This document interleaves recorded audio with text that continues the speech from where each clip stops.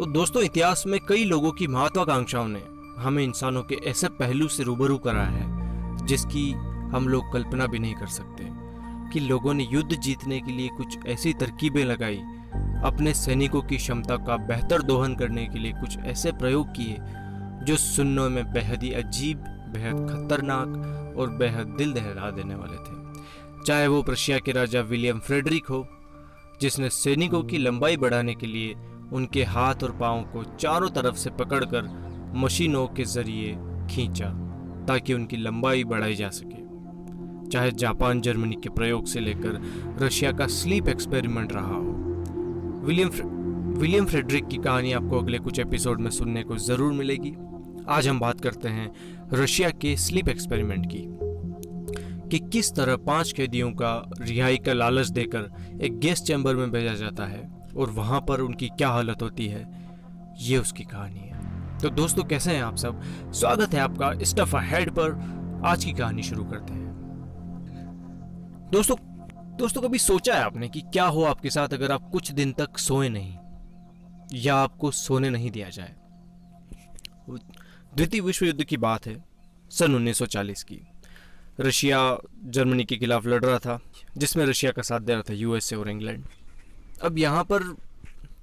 अब इस दौरान एक चीज़ और पैरेलल में चल रही थी कि जापान जर्मनी वगैरह जो देश हैं, ये बंदी बनाए हुए लोगों पर अलग अलग तरह के एक्सपेरिमेंट कर रहे थे कि किस तरह से इन लोगों को युद्ध में लड़वाया जाए, किस तरह से इनकी क्षमता का भरपूर दोहन किया जाए कि हम ये युद्ध जीत सकें। इसी तरह से रशिया ने भी एक एक्सपेरिमेंट किया जिसको स्लीप एक्सपेरिमेंट कहा जाता है। रशिया के साइंटिस्ट बेसिकली ये देखना चाहते थे कि बिना सोए एक सैनिक युद्ध के मैदान में कितने दिनों तक लड़ सकता है, क्योंकि जितने दिनों तक सैनिक बिना सोए लड़ेगा उतना ही उनका वेटेज बढ़ेगा। तो इस तरह से साइंटिस्ट देखना चाहते थे कि कोई शख्स अगर ना सोए कई दिनों तक या उसको ना सोने दिया जाए तो उसकी बॉडी लैंग्वेज पर, उसकी साइकी पर, उसके मनोविज्ञान पर, उसकी सोच पर क्या असर होगा और इस तरह से वो युद्ध में कितने दिनों तक एफिशिएंटली काम कर पाएगा। तो 1940 के दौरान कई बंधक थे रशिया के पास, तो उनमें से 5 बंधकों को लालच दिया जाता है कि वो 30 दिन तक अगर उनके स्लीप एक्सपेरिमेंट में रहते हैं, कई जगह कहा जाता है कि ये दिन उनको 15 दिन बताए गए थे। तो लालच बेसिकली ये था कि अगर आप उनके स्लीप एक्सपेरिमेंट में उनका साथ देते हैं तो आपको स्लीप एक्सपेरिमेंट के बाद छोड़ दिया जाएगा। हालांकि कहा यह भी जाता है कि ये लालच सिर्फ उनको खुश करने के लिए दिया गया था, ऐसा कुछ करने वाले वो थे नहीं, उनको रिहाई देने का कोई मानस नहीं था। खैर, 5 कैदी इस बात में आ जाते हैं कि बाद में भी मरना ही है, इससे बढ़िया है कि इनके स्लीप एक्सपेरिमेंट का हिस्सा बन जाते हैं, हो सकता है कि हमको छोड़ दिया जाए। तो एक एयरटाइट गैस चैम्बर बनाया जाता है जिसमें चारों तरफ कांच लगे होते थे। कांच के बाहर से आप अंदर देख सकते थे, लेकिन अंदर से आप बाहर का कोई नज़ारा नहीं देख सकते थे।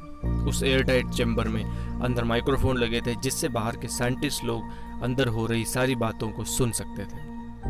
हालांकि उस टाइम सीसीटीवी कैमरे जैसी कोई सुविधा नहीं थी, पर उस कांच के जरिए जो कि साइंटिस्ट अंदर देख सकते थे, और दरवाजे पर भी एक ट्रांसपेरेंट कांच लगा हुआ था जिसके जरिए भी साइंटिस्ट अंदर देख पाते थे।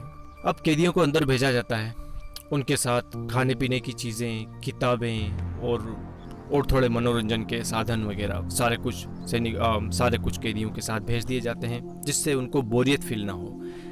और ऑक्सीजन के साथ एक और गैस छोड़ी जाती है जिससे वो सो ना सके या फिर उनको नींद ना आए, वो नींद निकालना चाहें भी तो उनको नींद ना आए। तो ऑक्सीजन के साथ ये गैस वहाँ पर छोड़ी जाती है।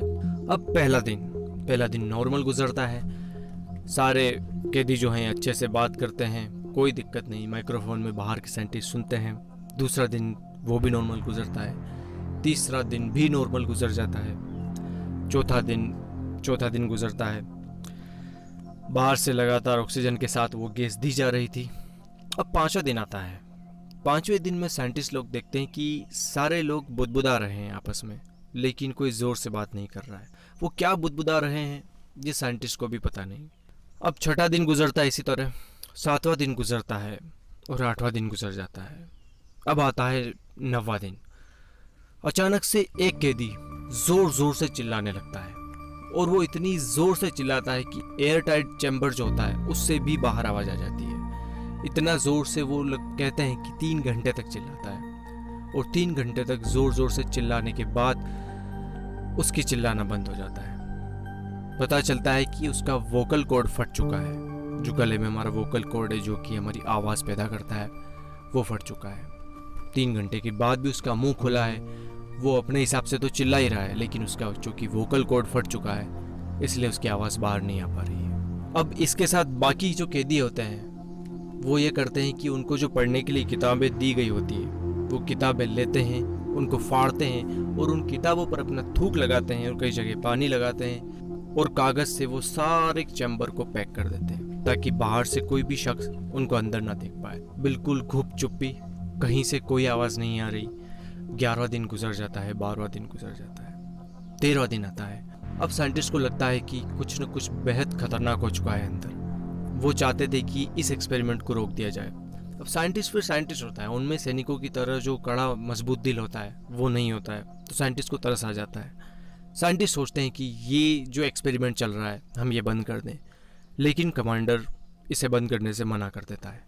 लेकिन आखिर में 15वें दिन सब लोग तय करते हैं कि हम गैस चैम्बर के अंदर जाएंगे और देखेंगे कि आखिर हुआ क्या है, क्योंकि बाहर से कुछ देख नहीं पा रहे हैं और माइक्रोफोन में कोई आवाज़ नहीं आ रही है। वो माइक्रोफोन भी चेक करते हैं इस बीच में, लेकिन माइक्रोफोन को पता चलता है कि बिल्कुल सही कंडीशन में, माइक्रोफोन में कोई दिक्कत नहीं है। अब खैर 15वें दिन सभी तय करते हैं कि वो सारे लोग अंदर जाएंगे और देखेंगे कि क्या हाल है। अंदर जाने से पहले वो माइक के जरिए सबको वार्निंग देते हैं, हम जैसे ही अंदर आए सारे बिल्कुल ऑर्गेनाइज तरीके से अनुशासित रहकर हमसे मिले, वरना सबको गोली मार दी जाएगी। और अगर आप अनुशासन में रहकर सब कुछ हमारा कोऑपरेट करते हैं तो आपको आज़ाद कर दिया जाएगा। तभी उनमें से एक कैदी की आवाज़ आती है, we no longer want to be freed, हम आज़ाद नहीं होना चाहते। यह सुनकर साइंटिस्ट की हवा खराब हो जाती है। जब वो अंदर जाकर देखते हैं तो उनका अंदर का मंजर बेहद भयानक होता है। वहाँ पर जाकर वो देखते हैं कि जो कैदी है वो अपना खुद का ही मांस खुद ही खा रहे थे।